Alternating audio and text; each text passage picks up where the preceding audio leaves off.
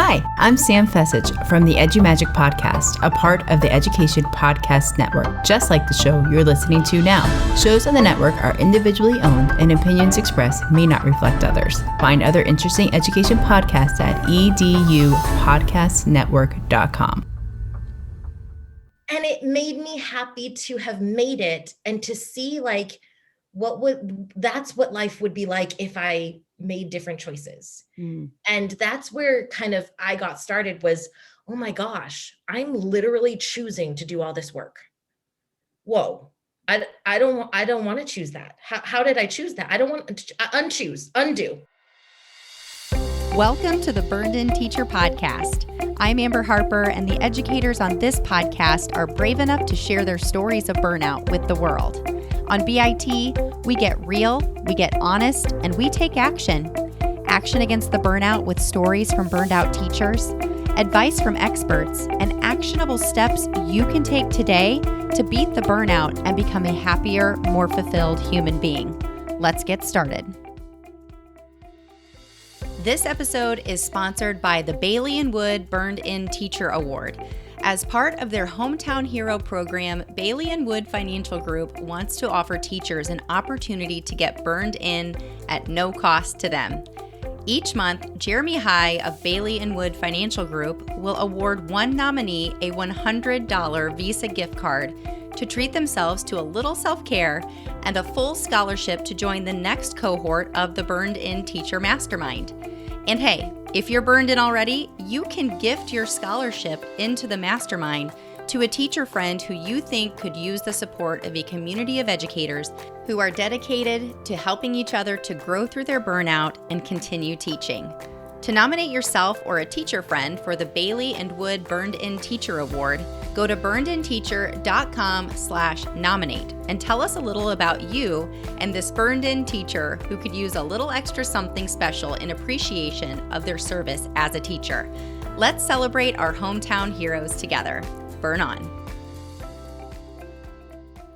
Hello there, Burn-In Teachers, and welcome to episode 104 of the Burned-In Teacher Podcast. This is one part burnout and all other parts action, inspiration, and support for teachers dealing with burnout. I'm your host, Amber Harper, and I empower burned out teachers to believe that they deserve and can achieve a happier and more fulfilled career and life with my 8-step burned-in process. And I am so excited to share with you the interview that I hosted with some fellow burned-in teacher tribers, Kim and Hilary. Kim is a first grade teacher and Hilary is a 7th grade English language arts teacher. I originally asked them to come onto the podcast to share their transformation from burned out to burned in, and I especially invited them onto the show because they actually are burnout buddies within the Burned-In Teacher Mastermind. So if you've been listening to the podcast for any amount of time, you know that I just ended a cohort, the winter 2021 cohort of the Burned-In Teacher Mastermind, and Kim is a new mastermind member. And Hilary has been around for quite a bit longer. And they just clicked. And whenever I suggested in Burned-In Teacher University in the mastermind to find a burnout buddy that was at or near the same burnout stage, these two just clicked. But I just knew that I had to have them come on and tell their story. And more specifically, they told their story so well and they shared so much that I just couldn't cut out anything that they shared in this conversation. So what was going to be one interview, one podcast episode, has now turned into 2. So this is part 1 of a 2-part series of my interview with Kim and Hilary. And in this episode, part 1, episode 104, you're going to hear the before.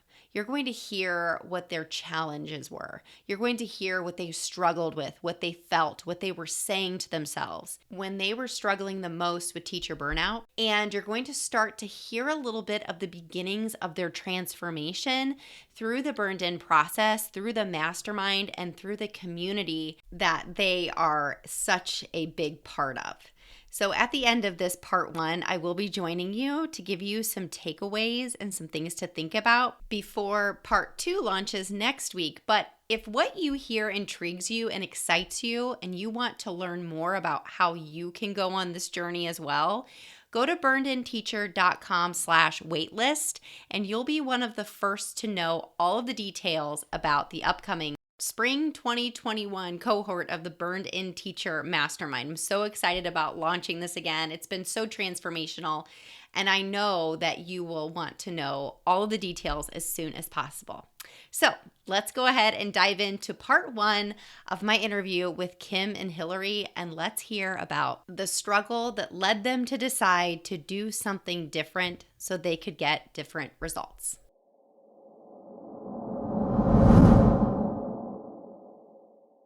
Hilary and Kim, thank you so much for joining me today as Burnout Buddies on the Burned-In Teacher podcast. Thanks for having us. I'm super honored. Thank you so much, Amber. Really excited to be here. Oh, I'm so glad. So we were just chatting before I hit record, and I said I had to have you two come onto the podcast together as Burnout Buddies because we've never actually gotten a chance to have a conversation with all three of us. And I see you two face to face together, but I've only seen you two, kind of banter back and forth during our group coaching sessions, and you can just feel the energy radiating from you two. So I just had to have you two come on together.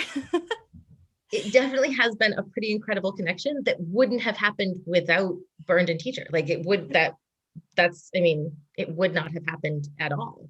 I love it. Well, and what's really interesting about your relationship and what I love about where I think this conversation will go is how different you are in your amount of teaching experience and the grade level of students that you teach. So let's kind of dive in there. So I'd love for each of you to kind of just give us a little bit of background of, how long you've been teaching, what do you teach, where do you teach, whatever you're comfortable telling us. So Hilary, you want to start off? Sure. So I teach middle school. I started in 4th grade, actually. So I do have elementary experience, but currently I teach 7th grade English. So kids either love or hate me based on the book we're reading. And this is my 14th year teaching. So it's been, this year in particular has been kind of a curveball, but I have had the pleasure of doing work with 6th graders and 8th graders and then tutoring, through high school. So it's been kind of a wild ride, but that's kind of me in a nutshell. I do teach in New Hampshire in a small town called Bedford. It's right outside of Manchester, which is a city that most folks will know if they know anything about New Hampshire. Otherwise, it's like an hour north of Boston, Massachusetts. Okay, that is more helpful to me. Yes. I'm not super well versed in New Hampshire, but that is very helpful. Yeah, it's small up here. So, our states can all fit inside of all the other states, but Massachusetts, most people know. Well, and actually that's something that you and Kim have in common is you both are from the New England area. So Kim, do you want to tell us a little bit about you? Sure. I'm Kim Woodruff, and I've been teaching 1st grade for 6 years now. In fact, I taught 5 years in New Jersey, and I just recently moved to the Connecticut area. And I was lucky enough to grab on to 1st grade again because it really is where my heart is. I love teaching that age level. And so I am almost 1 year under my belt already. Teaching 1st grade in a new state, and that has been a whole lot of new and a whole lot of change this year in a pandemic. So it's been a lot, but honestly, it's been a really fun and exhilarating and happy transformation and journey this past year, that I was really ready for something new. So I'm excited to be where I'm at. Of course, that comes along with some burnout with so much new happening at once. But that's one of the reasons why I was attracted to this burnout community, because of people like Hilary, where we could connect and just kind of keep growing and challenging each other and seeing where it goes. Yeah, 100%. So let's dive right in. Really, I want to focus on what you were feeling and what struggles and challenges you were experiencing, leading up to December when you decided to join. Now, Kim, I know you joined in December into January. Hilary, you've been a member of the Burn-In Teacher Community for a while, but tell us a little bit about, what it felt like to be burned out in a pandemic with all of these changes already happening, and just kind of what brought you to feeling like you had to do something different. Sure. I think my burnout honestly started not even just in the pandemic. I truly think it started years ago. Mhm. Um, Mind you, I'm only 6 years into teaching, so that's not very long. I think my backstory really comes from having my heart set on wanting to be a teacher for literally my entire life. Mhm. I looked up to my first grade teacher, my second grade teacher, my third grade teacher, my fourth grade teachers, from such a young age. And that really stuck with me throughout my whole education. And when I reached the age of, I know very distinctly, when I reached the age of 25, I had everything that I had ever dreamed of and wanted. And then I kind of suddenly awoke and stopped myself and said, like, whoa, like I have everything I want, but I'm not really feeling very fulfilled and very happy. And I couldn't figure out that struggle. Mhm. Um, Kind of fast forward a little bit, that's when I really took a deep dive into my own personal growth journey, which started with my own personal development. And that's been the whole past 2.5 years about. Mhm. I'm 28, turning 29 now. So fast forward a few years into my personal growth journey, I was like, okay, I feel pretty good about that. Daily gratitude, exercising, nutrition, personal growth, kind of check, check, check. I feel good about it. And then, of course, a pandemic arrives, and I always love the podcast platform to personally grow and listen to different things. And that's when I stumbled upon you, Amber, probably around last July. So, right after we had finished that spring semester in a pandemic, and also in the middle of me transitioning, trying to find a job in a new state, and not knowing what that was going to look like Mhm. up until the wire. Mhm. So I think the burnout has been coming slowly all along. And then this year, I truly made it my goal to really get focused in on and clear on what I want out of this profession, because I want to stick with it and stay with it. I'm very happy. Mhm. But I also want to feel very good about what I'm doing with less pressure and less daily anxiety. So that's a little bit about where I've come from and where I still am right now, because it's definitely still a process of becoming burned in. Mhm. Um, yeah, it hasn't stopped yet. It's so interesting because like Hilary and I are like shaking our heads yes to all of the things that you're saying because it's so relatable. I can relate so deeply to that feeling of I have everything that I ever wanted. What is wrong with me? And I know you two have heard me say this before. What is wrong with me? And that's actually a very common statement for people who are feeling burned out. What is wrong with me? In many different situations that you could be in. So I just relate to that so deeply. And I thank you so much for being so honest about what that feels like because burnout, although we might all be saying the same thing, is so deeply personal and so hurtful. And Hilary, I mean, like I said, we've been shaking our heads, yes, but can you kind of share your story and maybe how you relate to Kim or, how yours has been different? Yeah, absolutely. So Kim and I have actually had the pleasure of obviously talking separately. And one of the things that we discovered as we got talking is that part of the background of both of us is that personal development journey, the needing to figure out me first, right? Like figure out the things, the childhood things, the things that have just happened in life and what that has meant to me over time. Mhm. And so that first bit took me a while. And I thought that when I had me all set, I would love teaching again because I did. I loved it when I started. And so I thought, well, maybe it's me. So I'll fix me and then I'll love teaching again. And then it will be amazing because I will have fixed me and I'll love my job again. And I'll be back to having all the things I've ever wanted. And what I found was I kept getting moved, which is always the backwards compliment, right? It's you're so good, you could be anywhere, so we're going to move you. Which is really, really amazing in some ways. Like, thank you for trusting me with kids of any age. That's amazing. And also, I've lost my roots now. Like, when you've gotten, unrooted, it takes a bit of time to grow those roots again. And I recognized as we first got started with Burned-In Teacher, the idea that, like, to begin where you are and to really get clear on what happened, like where did this begin? This actually began 4 years after I started teaching.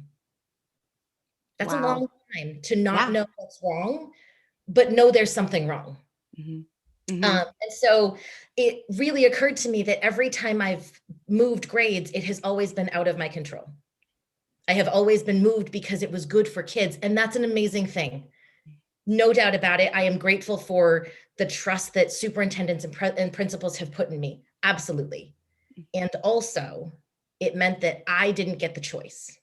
So the power that I felt I didn't have became kind of well, I'll do better. I'll do better this year. I'll do more this year. I'll be more involved. I'll attend extra things. I'll be more on the committees. I'll be in more groups. And so my whole life got consumed by needing to do all the things to prove that I was worth the move and hope that it wouldn't get me moved again. Wow. Right? So let's just let that sink in for a second. Like, that is so deep. You know, it's interesting because I've heard this also happen to teachers when they do really well with students that other teachers, quote unquote, can't handle. Yes. That they give all of these students that need that extra love and attention and that, that firmness, yet fairness that some teachers just don't do well with. And that's, that's not hating on anybody. I've heard this come up so often that we're going to give you these kids because you are so good with them and they are so exhausting. Like, maybe you are good with them, but it's exhausting. Yes, absolutely. So what I love about both of you is that you did both come into this community and into the mastermind with the idea of, you already seem to understand how important it is to develop yourself. And that is one big piece of when you're challenged with burnout. One big piece of it is you have to grow yourself before or while thinking about how you fit into your environment or whether or not you fit at all. And so often we switch that environment. As I even have said on a recent podcast, we leave and go to a different environment thinking it's going to fix everything. And a lot of times it doesn't because we haven't done that inner work. I really love that you brought up that word environment and kind of the four walls. I think a few years ago, I realized that I don't want my students to leave. I want them to be able to learn beyond the four walls of my classroom. And that was a huge realization for me in how I'm showing up for them every day. What do I want to teach them that I truly feel is so important? And at that point, I really was diving deep into my personal development and learning things about how important gratitude is daily and the importance of daily movement and exercise. And as I was learning this, really the building blocks and the foundation for having such stability in myself, I found that my struggling learners, I really wanted to teach my entire class about the importance of taking care of themselves. And that goes beyond the four walls of our classroom. That goes beyond teaching reading fluency and reading comprehension and math and science and social studies and all the things that elementary teachers teach. And how can I kind of close this gap between what's expected of me and what's expected of my students and our standards, and how can I close this gap between really teaching my kids about self-care and education, and how if we're taking care of ourselves, we're going to be able to learn and grow to our fullest capacity. Because if I'm not taking care of myself, I can't teach to my fullest capacity. And really trying to bridge that gap for my first graders. And that's when I started doing a daily gratitude practice with them and gave them their own journals and incorporated more movement and mindfulness into it.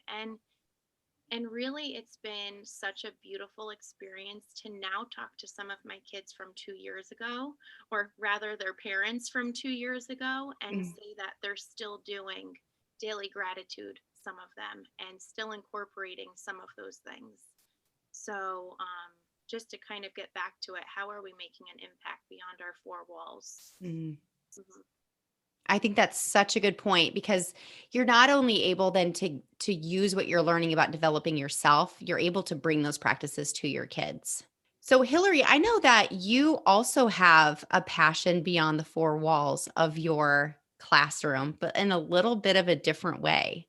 I do. Are you interested in sharing a little bit about that? Because I think it's important to address, and I should have asked as well, what type of burnout were you dealing with before and, even as you joined the Burned-In Teacher Mastermind? Yeah. So I was burned and unbalanced. And it really was obvious once I saw the potential labels. It was like, oh, well, duh. Like, of course I'm burned and unbalanced. I work all the time.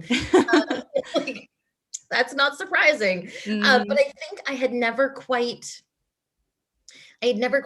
labeled it, right? Like, I was tired, I was over it, I was bored, I had all these other words, but to have a phrase that really captured what was really going on with me, and what I was really experiencing was pretty impressive. And it gave me something to like lock onto, right? So I still do a lot of work.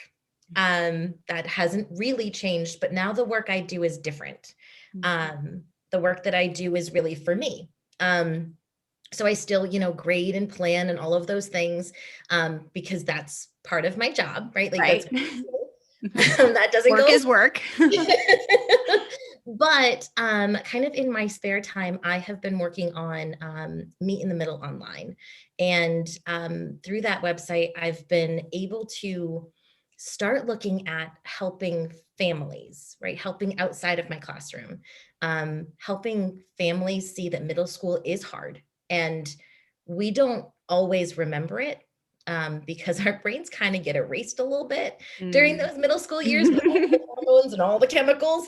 And so parents, like adults, will remember, oh yeah, that was tough. And oh, I had acne, or oh, I had a fight with my friend and that was like the end of my world. They'll remember those big moments, but they won't remember the day-to-day roller coaster of emotions and feelings and thoughts and wonderings and worries and peers and all, like that all gets kind of lumped into middle school was hard.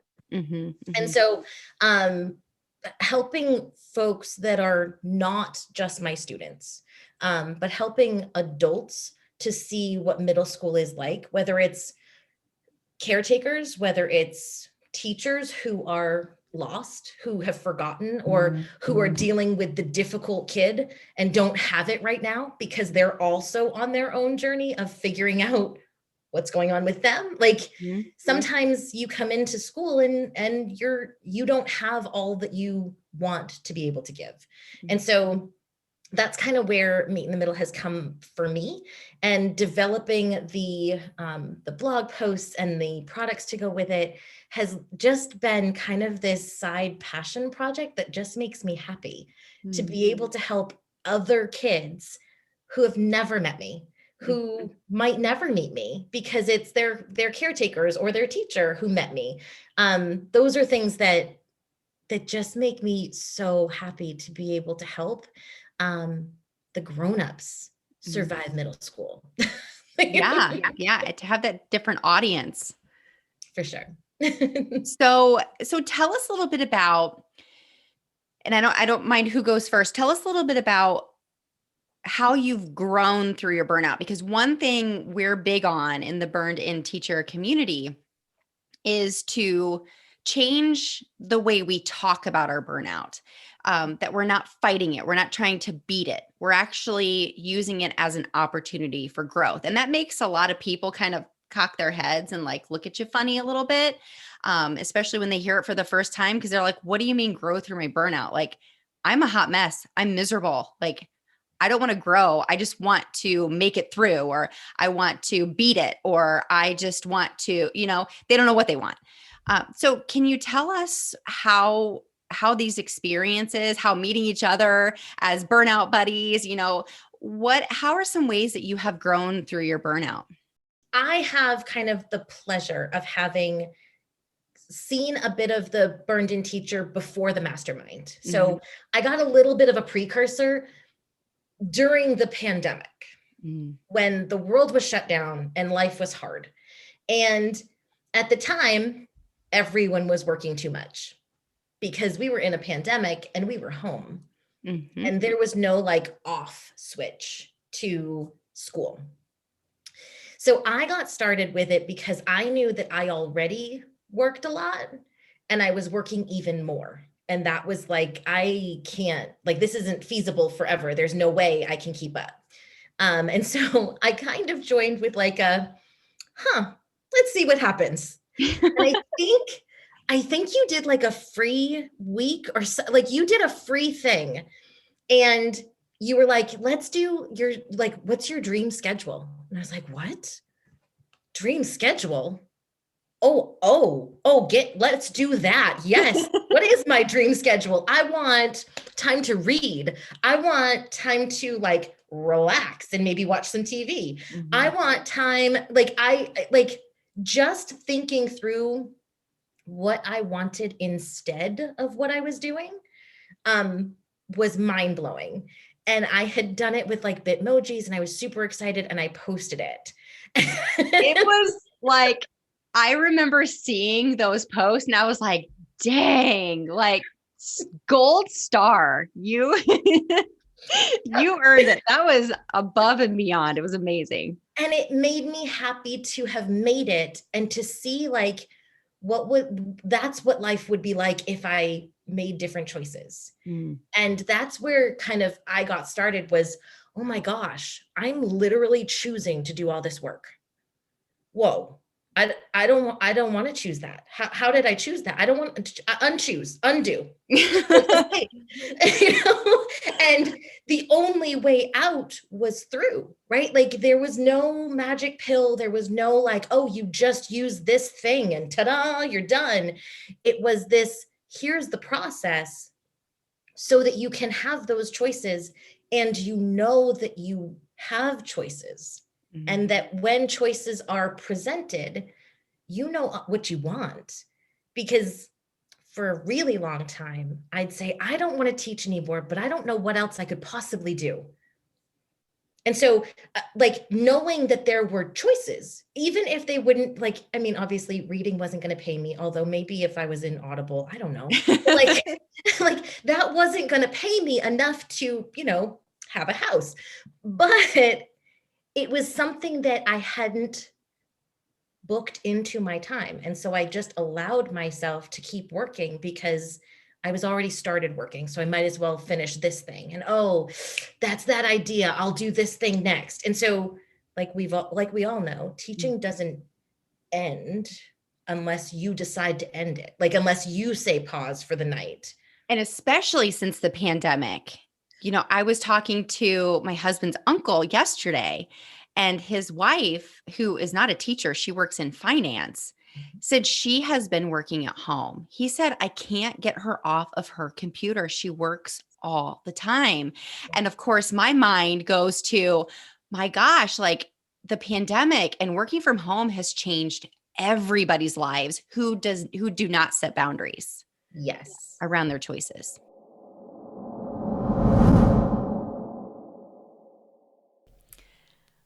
All right, Burn-In Teacher. So I decided to cut off the interview here after talking about choices because, wow, I mean, as different as Kim and Hilary's stories are and the different seasons that they are in their lives, there are a couple of similar threads throughout this interview, throughout this struggle that they're sharing, and even part of ways that they have begun to transition from being burned out to becoming burned-in teachers. So I want to leave you with a couple of questions. The common thread is that we continue to come back to choices. Either choices that we were making that were adding to or taking away from our burnout, or choices that were being made for us. And I think it's really important. And here's what I want to kind of give you to really marinate on for the next week.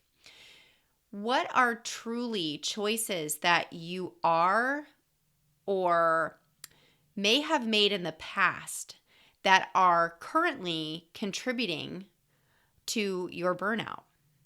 What are choices that you're making that are within your control that maybe you haven't had a chance to really think about and reflect on that could be contributing to your burnout? And this is a really important time of year to do this. It's springtime. This is the time of change, not just seasonally, but, in the education communities. There's a lot of change here. And I think that this is an opportunity for you to think about choices that have been made in the past and begin to maybe make some changes based on those choices now that you are seeing the power behind paying attention. Now, also, as part of this interview, you noticed that there were choices that, and I'm sure you have experienced this, I experienced this in my own teaching career, choices that are made for us that we may not have chosen for ourselves. And what it is that we can or cannot do moving forward to change our beliefs, the way we're using our time, or our future actions to make the best out of those situations, and therefore having a ripple effect on our choices moving on in the future. So, what choices are you making that are adding to or taking away from your burnout? And what choices are being made for you? And what can you realistically do about them? I encourage you to share your thoughts, share your reflections inside the free Burned-In Teacher podcast community at facebook.com/groups/Burned-In Teacher. And of course, I also encourage you to sign up for the waitlist so you can learn more about an opportunity that's coming for you to process your struggle with a group of teachers that want nothing more than to support you. So go to burnedinteacher.com/waitlist.